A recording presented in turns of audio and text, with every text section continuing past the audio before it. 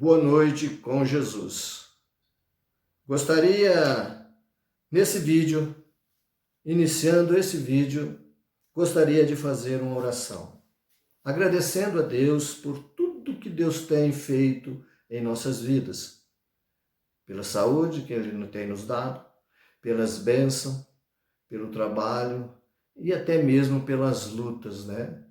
Até mesmo pelas provas, até mesmo pelas dificuldades. Gostaria de orar por você nessa noite. Você que vai assistir esse vídeo, talvez você esteja precisando de algo, talvez você esteja precisando de uma libertação. Lembre-se, Ele é a nossa libertação. Jesus é a nossa cura. Jesus é a solução dos nossos problemas. Ele pode resolver os meus problemas, Ele pode resolver os seus problemas. Ele sara todas as nossas enfermidades. Gostaria de orar, e você pode orar comigo também, e agradecer a Deus por tudo que Ele tem te dado. Senhor Jesus, Pai bendito, Pai amado, estou grato a Ti, Senhor, nessa noite. Estou grato a Ti, Senhor, todos os dias da minha vida. Pai, no período, Senhor, que esse vídeo está sendo gravado, que o Senhor possa nos abençoar e nos ajudar. Dá-nos força, graça, sabedoria. Dá-nos cura, Senhor, tanto no físico como na alma. Que a nossa alma, o nosso espírito possa estar curado e satisfeito, alimentado com Sua palavra. Pai, se tem alguém doente, cura, liberta, dá saúde, Senhor, a cada um. Ó Jesus querido, nós pedimos, Senhor, as Suas bênçãos. Eu peço, Senhor, em favor daqueles que vão assistir esse vídeo, que o Senhor possa chegar até ele e dar a ele saúde, Senhor. Dá a ele força, solução dos problemas. É isso que eu te peço, Pai, no nome do Senhor Jesus Cristo. Amém. Amém, Senhor. Amém. No livro aos Filipenses, capítulo 1 e versículo 6, diz assim: tendo por certo isto mesmo, que aquele que em vós começou a boa obra, aperfeiçoará até o dia de Jesus Cristo. Aquele que em vós começou a boa obra. Ele começou uma boa obra em sua vida? Se ele começou uma boa obra na sua vida, ele vai aperfeiçoar isto até aquele dia. E se ele não começou, ele pode começar hoje essa boa obra. E ele vai aperfeiçoando, dia após dia, até chegar à estatura de um varão perfeito. Ele vai trabalhando com você, ele vai trabalhando conosco, ele vai nos moldando. É isto que ele faz conosco. Ele vai trabalhando, ele vai nos consertando. Porque não é você que conserta você mesmo. Não sou eu que me conserto a mim mesmo. Eu posso até me esforçar e deixar de fazer certos hábitos, né? Eu posso deixar. Mas há algo que só Ele pode fazer. É perdoar os nossos pecados e tirar de nós o desejo de pecar. É Ele que tem que tirar, é o Espírito Santo que tira de você o desejo de você pecar, o desejo da carne. Porque você sabe, há uma luta muito grande dentro de cada um de nós. O Espírito contra a nossa carne e a carne contra o Espírito. Porque a carne nossa quer as coisas do mundo e o Espírito quer as coisas de Deus. E então há uma luta dentro de nós que somos cristãos, não é? De nós que somos cristãos, que temos conhecimento da palavra. Porque uma pessoa que não tem o conhecimento da palavra, ainda não conheceu, não aceitou Jesus, ele não tem nenhuma luta dentro dele. Ele não tem nenhum problema com isto, porque tudo que ele faz está certo. Ele não tem esse problema, essa dificuldade, né? Mas o cristão, ele tem essa luta dentro de si. Você tem uma luta dentro de si. Você que é cristão, nascido de novo, você luta para servir a Deus.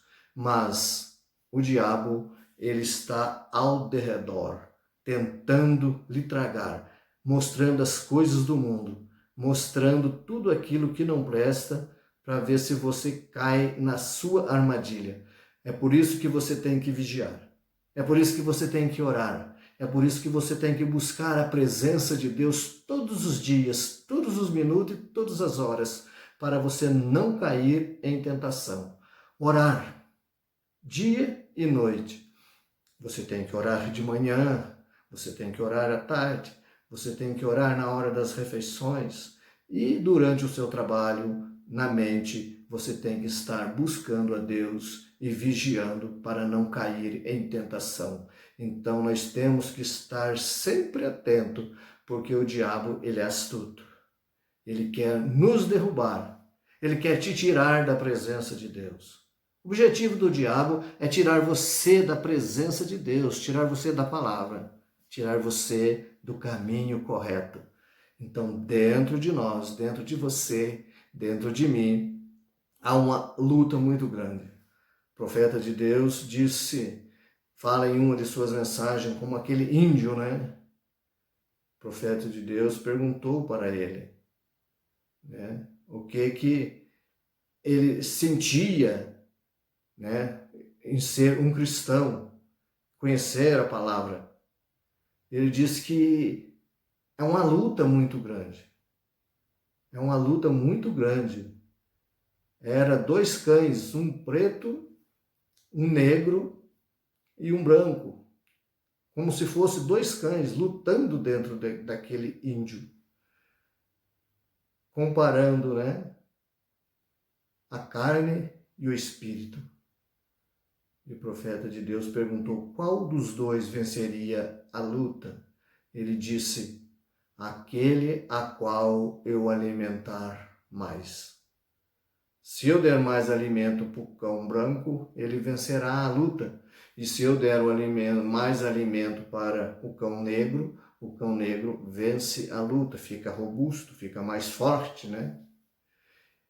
E com isso nós aprendemos que temos que alimentar a nossa alma. Você tem que alimentar a sua alma.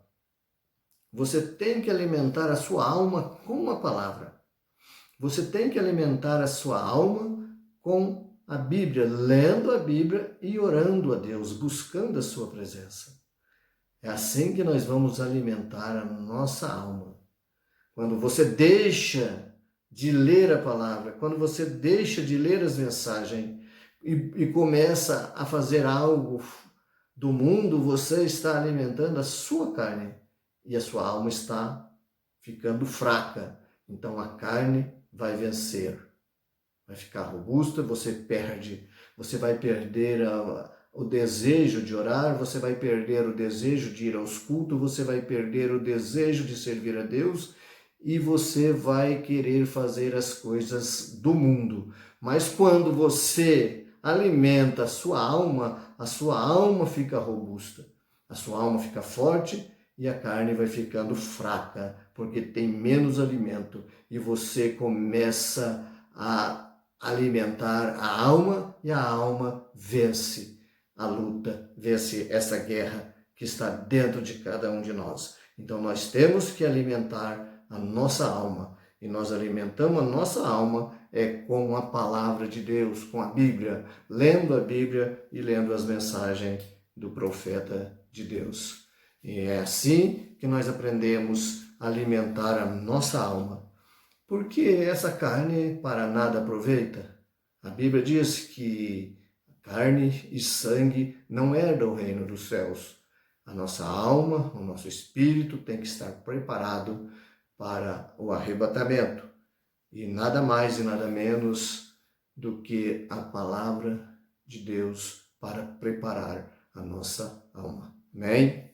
Profeta de Deus, na mensagem Patriarca Abraão, ele diz assim no parágrafo 5 em diante.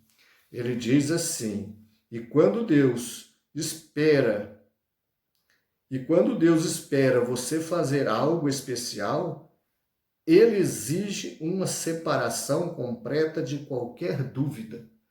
Deus exige uma separação completa de qualquer dúvida.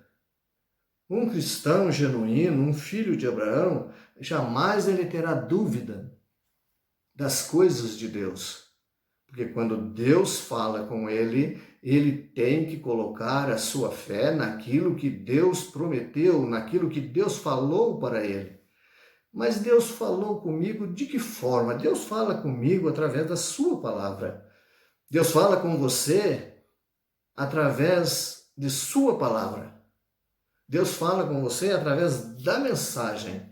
Deus está falando com você agora. Deus está falando comigo agora. Então, todas as promessas que Deus fez, que está na sua palavra, ela pode se tornar realidade na sua vida, na minha vida. Tudo que está escrito de Gênesis a Apocalipse pode ser realidade na sua vida. Mas para isso, você tem que separar das coisas do mundo. Separar.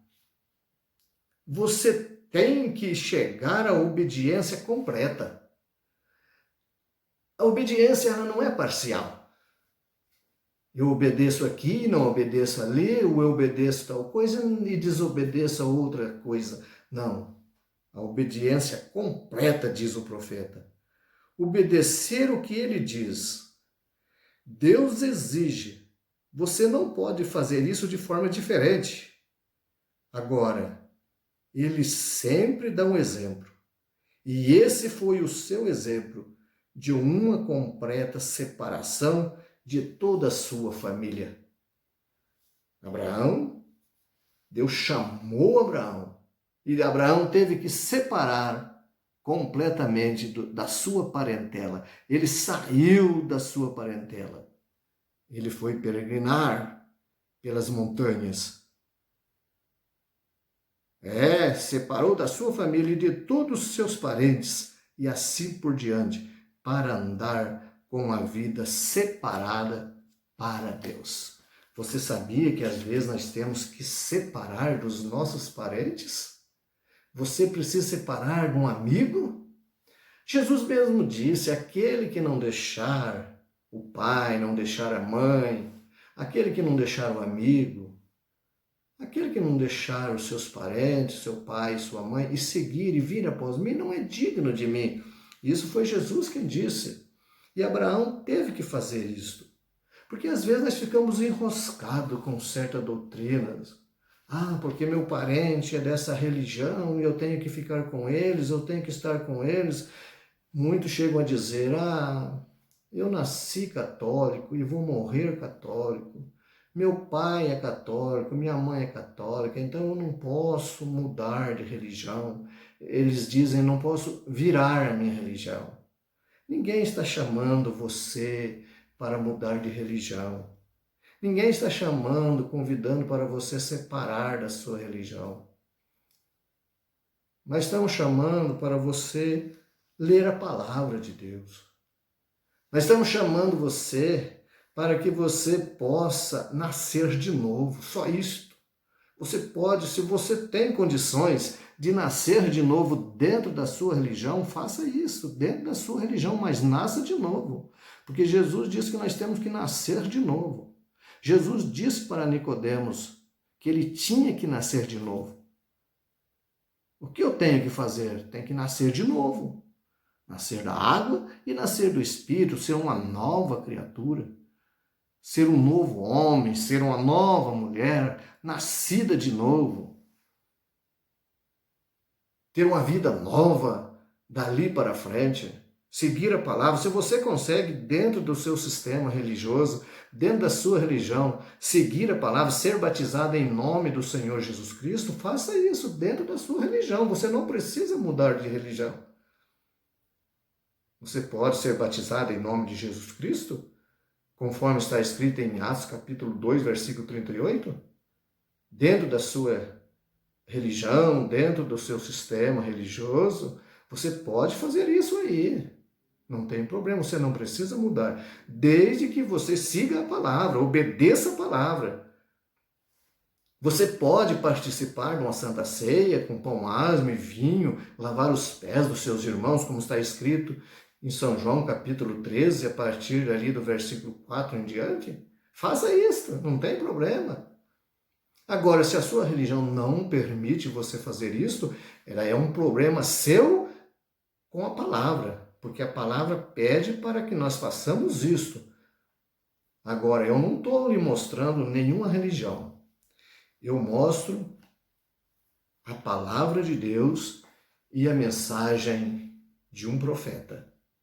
A mensagem de um profeta, ela veio para nos tirar dos enredos, para nos tirar do sistema religioso. É ela que nos tira, não é eu que vou sair do sistema. É Deus que me tira do sistema e trouxe-me para a palavra. Ele tirou eu de um sistema religioso, onde esse sistema não permitia que eu fosse batizado em nome do Senhor Jesus Cristo, conforme está escrito em Atos capítulo 2, versículo 38. E Atos capítulo 19 também, ali a partir do versículo 4 em diante. Então, Deus trabalhou comigo, me tirando, através dessa mensagem, me tirando do sistema e trazendo para a palavra. E Deus quer fazer isso com você.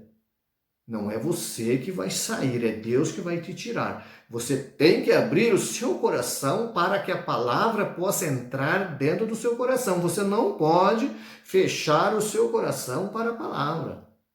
Você não pode fechar a sua mente e dizer, não, aqui isso não vai entrar. Esse batismo em nome do Senhor Jesus Cristo não entra no meu coração, não entra na minha mente. Deus não pode fazer nada por você, porque você está combatendo contra Deus, não contra um sistema e nem contra a mensagem. Você está indo contra Deus, o próprio Senhor Jesus Cristo.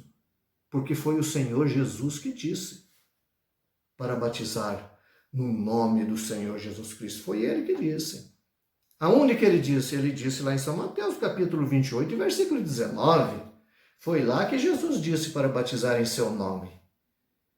Ele disse para os seus discípulos ali, ide fazer discípulos do Senhor Jesus, fazei os meus discípulos batizando em nome do Pai, do Filho e do Espírito Santo, batizando no nome. Agora, Pai não é nome, Filho também não é nome, Espírito não é nome, esses são títulos de Deus. Pai é título, Filho é título, Espírito é título. O nome é Senhor Jesus Cristo. Senhor é Pai, Jesus é Filho e o Espírito Santo é Cristo. Então, quando você é batizado em nome do Senhor Jesus Cristo, você está sendo batizado no nome do Pai, do Filho e do Espírito Santo. Você está batizando no nome de um Deus chamado Senhor Jesus Cristo. Amém? Isso é muito bom e muito gostoso quando você compreende, Deus abre o entendimento e você pode ver essas escrituras se cumprindo na sua vida. A maior alegria é quando você pode ver a Bíblia cumprindo na sua vida. Então você tem que deixar. Você tem que deixar os seus parentes, você às vezes tem que deixar o melhor amigo, você tem que se separar, as pessoas vão te criticar, porque os profetas são criticados, os apóstolos foram criticados, eles foram perseguidos por obedecer aquilo que Jesus tinha ensinado, enquanto os grandes religiosos eram contra aqueles ensinamentos. Aquilo que os apóstolos faziam, aqueles religiosos do dia eram contra aquele ensinamento. Era contra Jesus, o próprio Jesus, por isso crucificaram Jesus, por causa dos seus ensinamentos. E nós estamos vivendo num dia que também, quando nós falamos a verdade para o povo nos critica. Fala que nós somos falsos, nós somos isso, nós somos aquilo. Nós cremos num homem chamado William Branham. Cremos num homem chamado William Branham. Eu digo com tudo com toda a força que eu tenho nos meus pulmões, que eu creio num homem, sim, mas num homem vindicado por Deus. Porque Moisés também foi um homem. E o povo, aqueles que não creram em Moisés, pereceram no deserto. Morreram. Morreram tudo por murmurações. Só 2 chegaram à terra prometida. Moisés era um homem. Noé também foi um homem. E Deus pôde falar com eles, conversar com eles, dar instruções para eles como eles deviam fazer. E o nosso profeta, William Branham, também foi um homem enviado por Deus para esta era que estamos vivendo, a era de Laodiceia, essa era maligna, diabólica que estamos atravessando. Deus prometeu um profeta para nos ajudar, para nos tirar da grande confusão que está, essa confusão religiosa, e nos trazer para a palavra, fazendo com que nós possamos obedecer à palavra de Deus. Isso está escrito em Malaquias capítulo 4, versículo 5.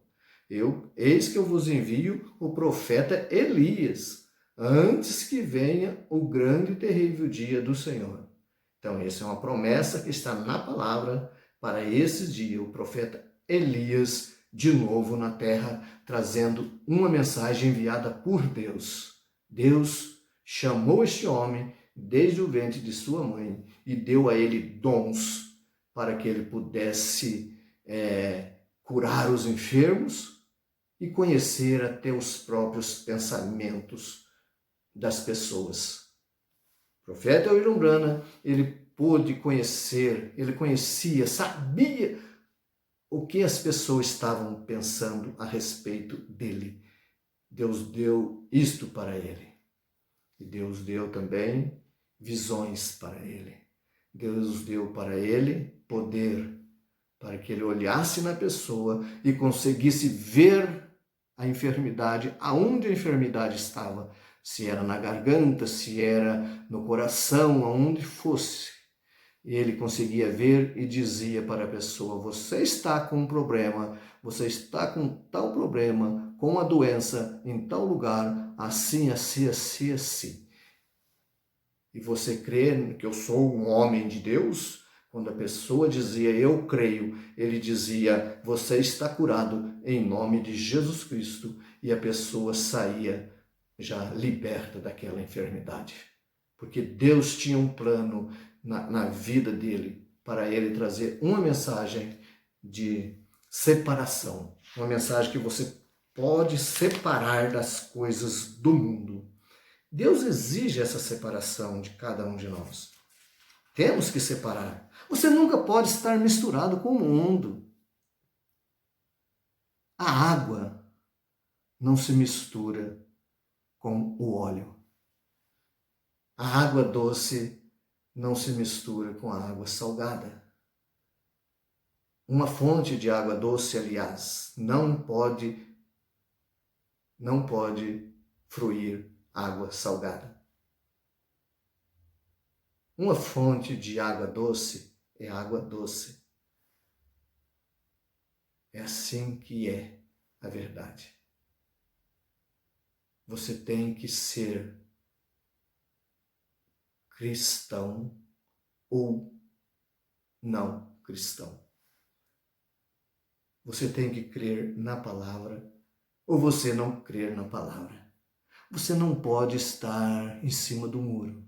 Você não pode ser meio termo. Você não pode ser, como diz lá em Apocalipse, morno. Aquele crente morno. O crente morno é aquele crente que nem é crente e nem não é.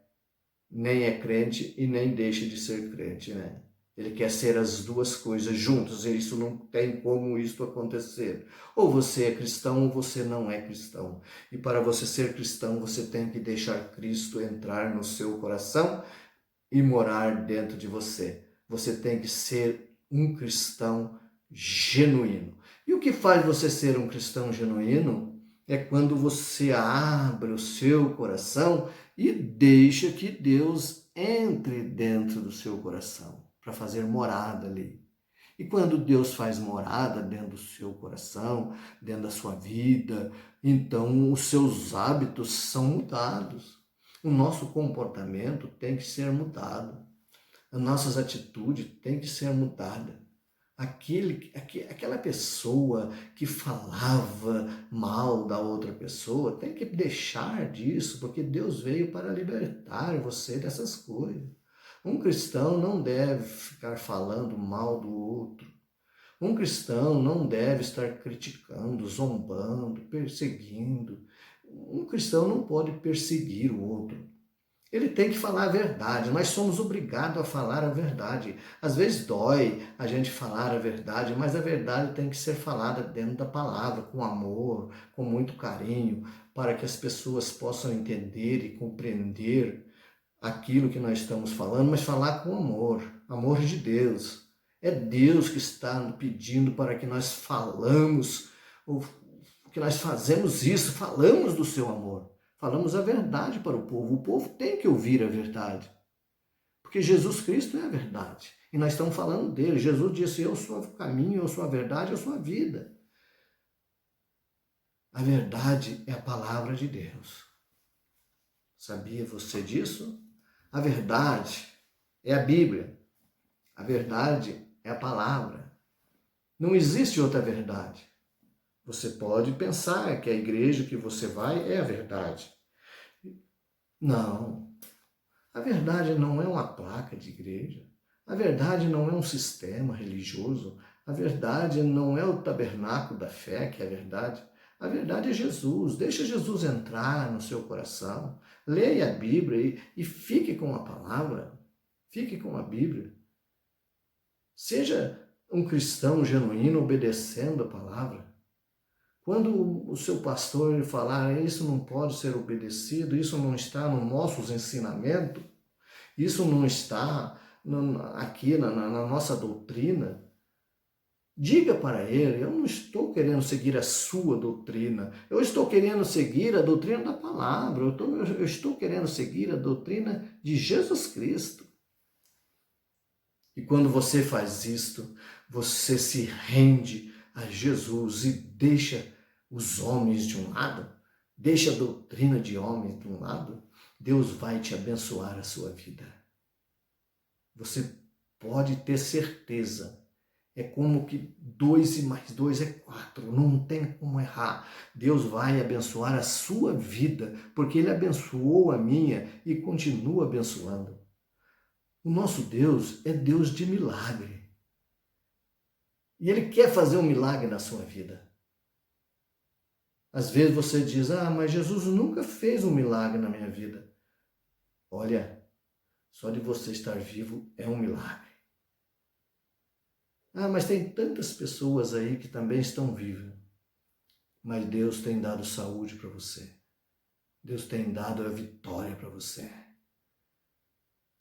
E Deus fez grandes milagres na minha vida. Eu ainda quero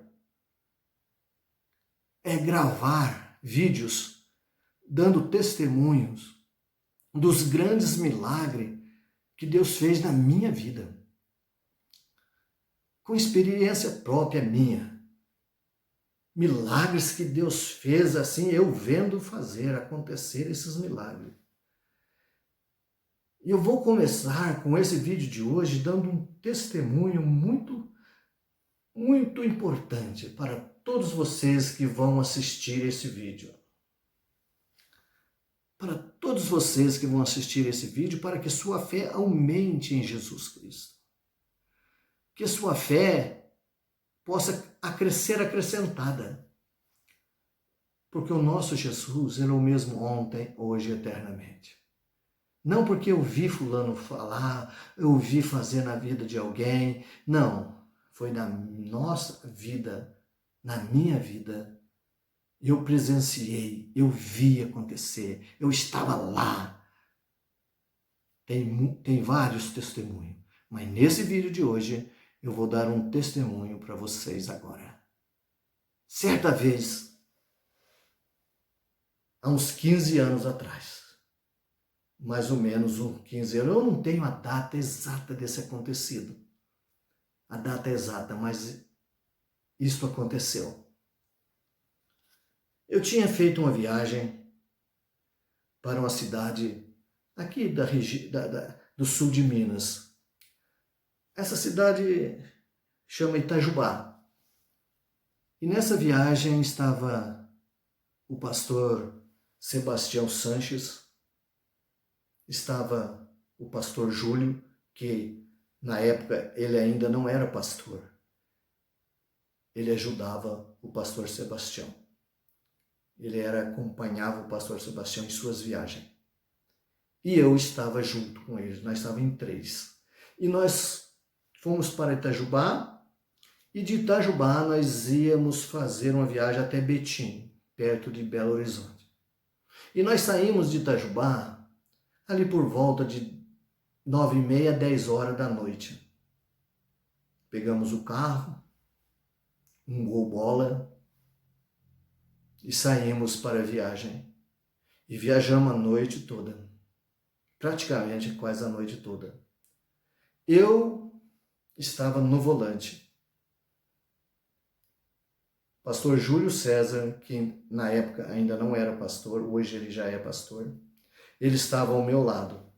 E o pastor Sebastião estava no banco traseiro, pastor Sebastião Sanches, nosso amado companheiro. E ele estava no banco traseiro e dormiu. Pastor Júlio também dormiu. E eu no volante guiando. A noite inteira. Quando foi por volta mais ou menos das 5 horas, das 4h30, 5 horas da manhã, eu estava muito cansado. Estava chovendo, aquela garoa fina, e eu estava muito cansado, com muito sono. E tinha um restaurante muito simples, mas um posto de gasolina e um restaurante assim, do lado direito da avenida. E eu dei seta, entrei, parei mais ou menos uns 10 metros longe do restaurante. Parei, acordei o pastor Júlio, disse para ele, eu vou tomar um café, eu estou um pouco cansado. Ele levantou também, saímos, fomos lá, tomamos um café. Não tinha nada, somente o cafezinho. E o pastor Sebastião ficou dormindo. A hora que eu voltei, nós voltamos para o carro para continuar a viagem. A hora que eu dei na chave, o carro não pegou. Dei outra na chave, o carro não pegou. Eu disse para o pastor Júlio, o carro não quer pegar. Ele falou, tenta mais uma vez. Eu dei na chave e o carro nem acendeu a luz da bateria. Eu dei um tranco no carro, o carro não pegou.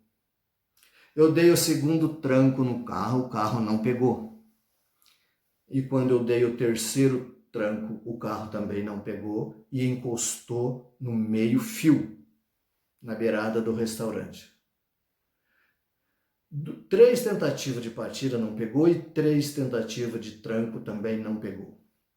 O pastor Júlio falou, dá mais uma tentativa.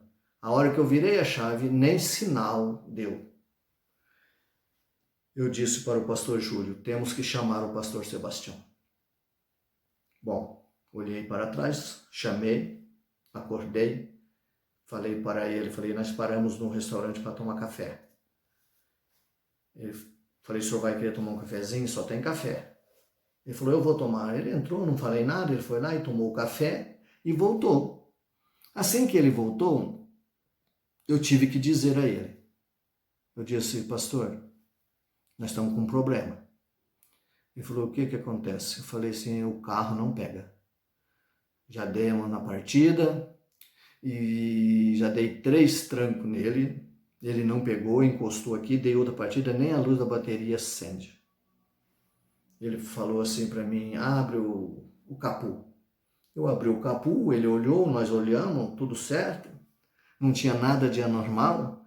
Ele disse, olha, a gente não é mecânico, mas olhando, aparentemente está tudo certo, não tem nada de errado, mas não sei, alguma coisa deve ter acontecido. E ele perguntou para o dono do restaurante, que hora que tem mecânico aqui? Ele falou assim, olha, aqui mecânico chega hoje, se vir, é depois das 8. Mas como é domingo, talvez nem venha. O pastor disse, não, 8 horas nós temos que estar lá no tabernáculo, vai começar a escola dominical 9 horas. Temos que estar lá.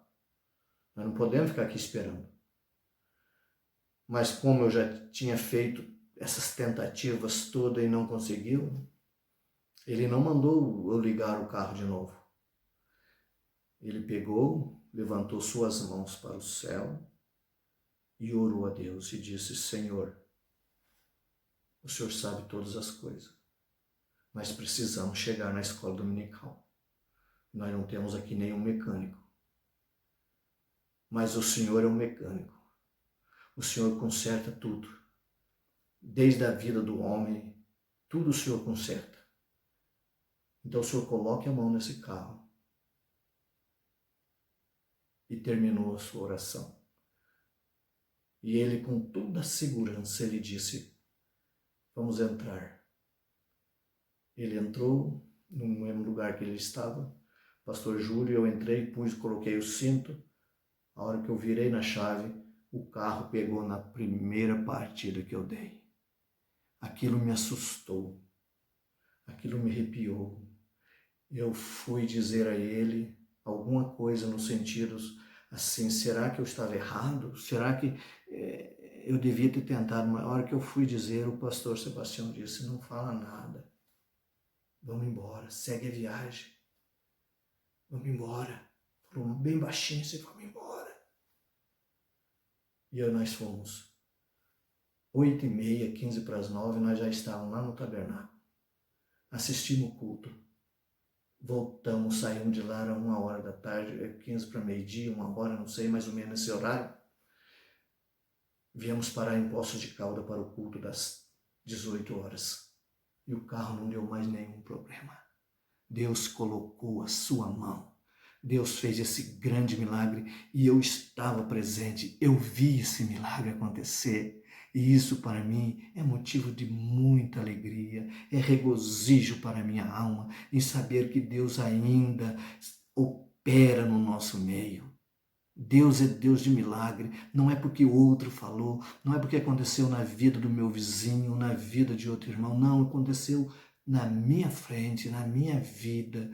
Eu vi, eu tentei fazer, as minhas forças não conseguiu fazer nada, eu não conseguia fazer nada, mas Deus fez esse milagre e nós fomos muito abençoados nessa reunião e eu tenho esse testemunho para dar em todos os lugares que eu vou. Eu dou esse testemunho. Esse é um dos testemunhos, mas no próximo vídeo vai ter mais testemunho. Isso é para que você possa ver a grandeza do nosso Deus, como vale a pena você entregar a sua vida de corpo, de alma, espírito, crendo na palavra de Deus. O profeta de Deus, certa vez, ele via de uma viagem, e Deus já tinha mostrado para ele, Deus tinha mostrado para ele numa visão a ressurreição de um menino. E ele mandou que aqueles homens que acompanhavam ele escrevessem ali na capa da Bíblia, ali na capa branca da Bíblia, o local, tudo certinho, o que estava naquela visão. Eles tinham escrito aquilo. E nesse dia ele vinha vindo de viagem, tinha acontecido um acidente, o menino estava morto. E o profeta de Deus parou ali tinha viatura, ali tinha muita gente. O profeta de Deus parou naquele lugar e viu o menino, e ele lembrou da sua visão. E ele disse para aqueles homens que acompanhavam ele abre a Bíblia, pega lá onde foi anotado a minha visão. Eles olharam lá e falaram, é esse mesmo lugar, aqui está as provas, é esse menino aí. E o profeta de Deus fez um desafio para aquele povo. Falou assim, pode colocar uma placa de falso profeta nas minhas costas se esse menino agora não levantar daí vivo. E todo mundo ficou ali naquela expectativa. aqueles soldados russos incrédulos. Não cria em Deus, não cria. Eles são ateus, aquele povo ateu que não cria em Deus. Mas Deus sabe como fazer algo para que as pessoas possam crer no milagre. E o profeta de Deus orou para aquele menino que estava tudo macetado pelo acidente. Os ossos foram se ajuntando, as carnes foram se ajuntando e aquele menino se colocou de pé na frente daqueles russos incrédulos, na frente daquele povo, e eles todos glorificaram a Deus e saíram dali. Teve pessoa que até desmaiou de ver aquele grande milagre.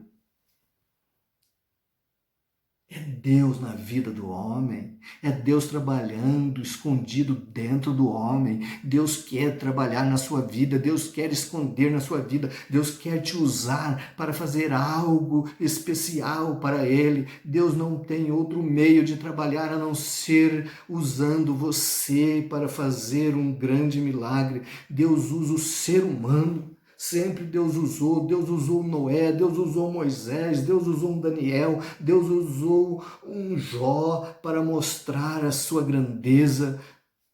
E Deus quer te usar você a partir de hoje, mas você tem que se entregar a Ele de corpo, alma e renegar as coisas do mundo, deixar o mundo de lado, deixar as coisas mundanas de lado e deixar o Espírito Santo entrar na sua vida para que Deus possa trabalhar. Deus quer trabalhar, mas às vezes nós não deixamos Deus trabalhar. Deus quer trabalhar na minha vida, mas às vezes eu coloco barreiras. Nós colocamos barreiras para que o Espírito Santo não trabalhe em nossas vidas. Porque Deus não habita em corpo sujo, em templo sujo. Primeiro Ele tem que limpar, primeiro Ele tem que fazer uma limpeza, tirar os desejos carnais, tirar a prostituição, o adultério, a cobiça, a maledicência, tirar todas essas coisas. Ele vai tirando e o Espírito Santo vai entrando, vai trabalhando. Logo, quando você menos espera, você está sendo usado nas mãos de Deus para ajudar outras pessoas e ajudar a si próprio.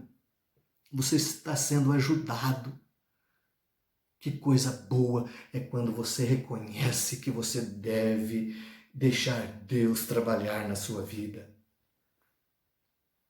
Que o Senhor Jesus te abençoe.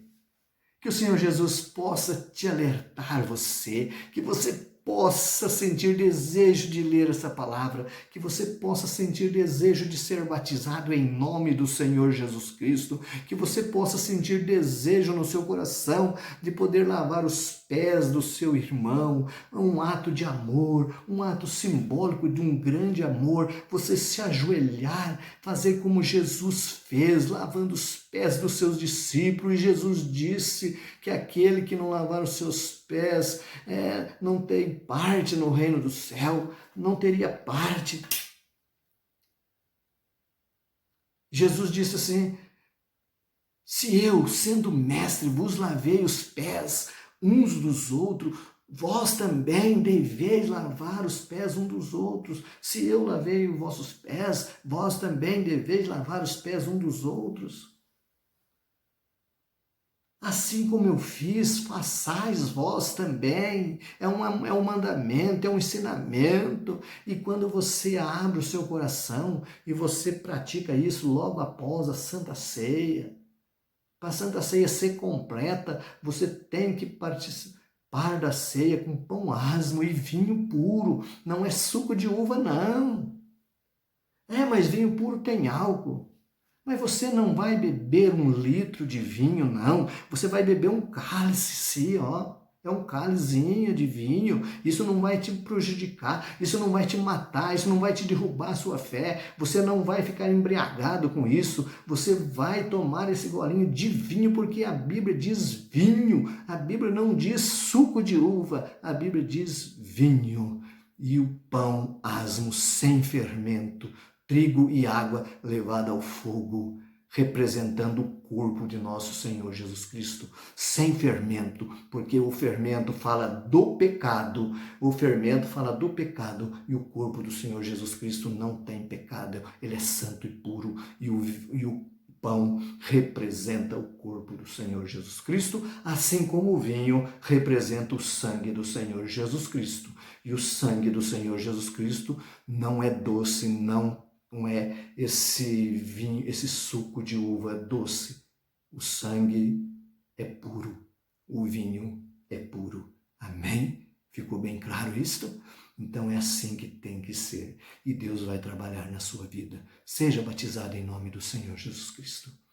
Participe da Santa Ceia com pão asmo e vinho puro e lave os pés do seu irmão e viva a palavra como a palavra tem nos ensinado. Como o profeta de Deus nos ensinou através de suas mensagens, né? Separar das coisas do mundo, separar das coisas erradas, separar do mundanismo, como Abraão separou de sua parentela e da sua família e peregrinou pelo deserto.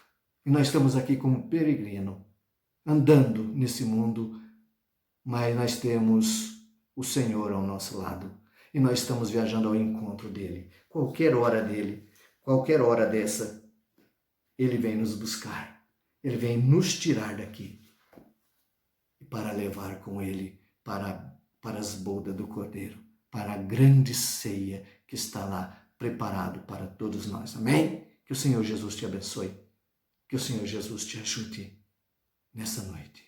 Senhor Deus Pai, estou grato a Ti, Senhor, por esse privilégio de transmitir algo, Senhor Jesus, para os meus inscritos, para todos aqueles que vão ouvir esta mensagem.